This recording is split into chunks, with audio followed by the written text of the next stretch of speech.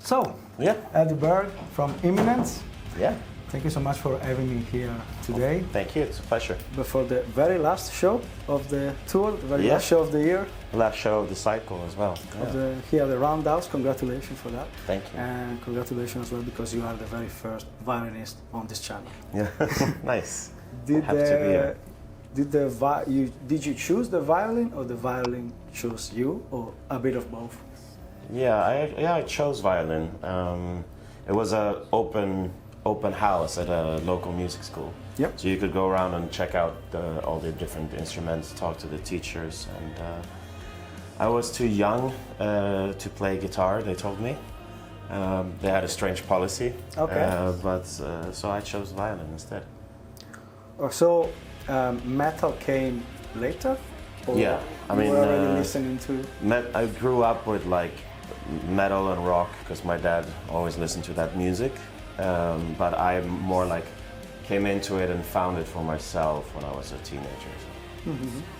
Yeah, I didn't discover metal up until when I was like 13. Because my dad used to listen a bit of Pink Floyd, but yeah, they forced me to learn piano when I was very little. Okay. And also karate. That was the two. Nice. I did taekwondo. So You did I also taekwondo? had both. When did you start? Same age, 5. Oh wow. Yeah. Yeah, I did karate and up until and piano up until when I was 13, 14, and then I discovered Green Day. So I came back home and I was like, I don't want to play piano anymore. I just want to.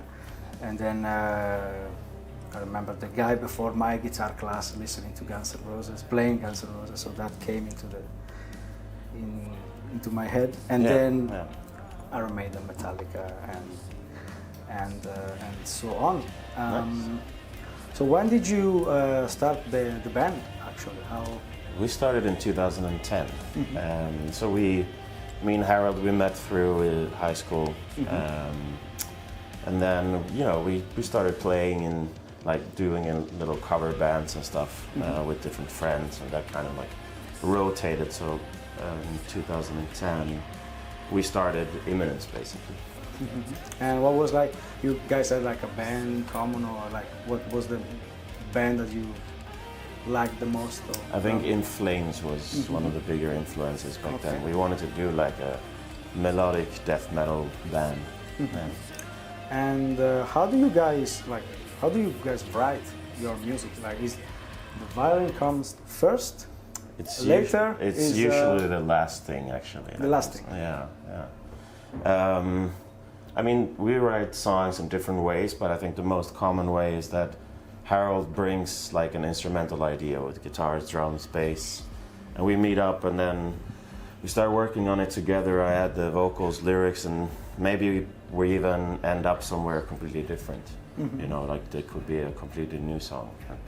Did you do anything different, the latest album, The Black, that you haven't done before in terms of approach or songwriting? Or was No, it felt very natural, the whole process, and we had a lot of fun writing it. I think the only different approach we had was that I thought of the record with like a string quartet playing the whole time. I had that in mind, so I always put that in the arrangements in the songs. So we have your pedal board here. Yeah. If you can walk me through Yeah, a sure. bit which one was the first one, and then how you continue throughout the... Yeah, sure. So the first pedal I got was this one, Strymon Blue Sky, just a reverb. So I just have it at one setting, basically. That's most of the time during the show. It all goes through like the Sennheiser wireless receiver. Then we have an octaver I use for some stuff. We have a distortion. So here I have 2 presets. So my B setting is if I do distorted violin, and the A setting is for if I scream into the violin. Okay. Then we have the timeline delay. So it's I basically just use 2 settings. So it's just an A-B, and it's usually the same. Like if I go A on the distortion, I usually go A there. sometimes I mix When it up. did you start like screaming into the violin? So it was actually, I bought this one when we were having a pre-production in America. And it was like a second-hand unit in a music store. And so I started playing around with it during rehearsals. And our front of house told me like, hey, you know, it's picking up a lot of noise, like you can hear things going through the violin. So I just had an idea to scream into it because I wanted to see how that would sound. And that's how the whole thing was born, really. So it was a happy accident. Are you planning to add any more in the future, or Yeah, you know, what do you have in mind? we'll see. Like I'm thinking about maybe a chorus. Could be the next one. Maybe I'm thinking about upgrading the reverb so to have more choices. Would be nice to have like some shimmers and stuff like that.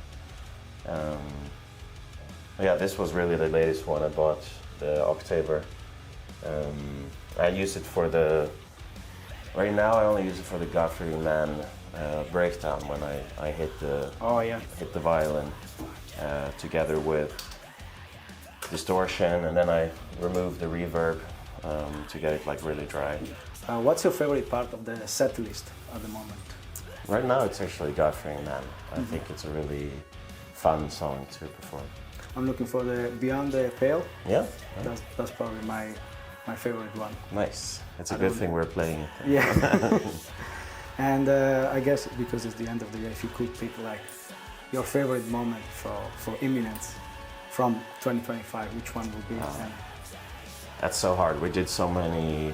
maybe it's tonight. Yeah, who knows? I hope so. I mean, we did so many things this year and got to see so many new places.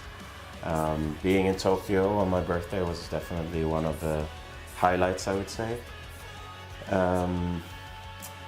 On this tour, I felt like Paris was really special. And without spoiling anything, what you are the most excited about for 2026? New music from Imminence.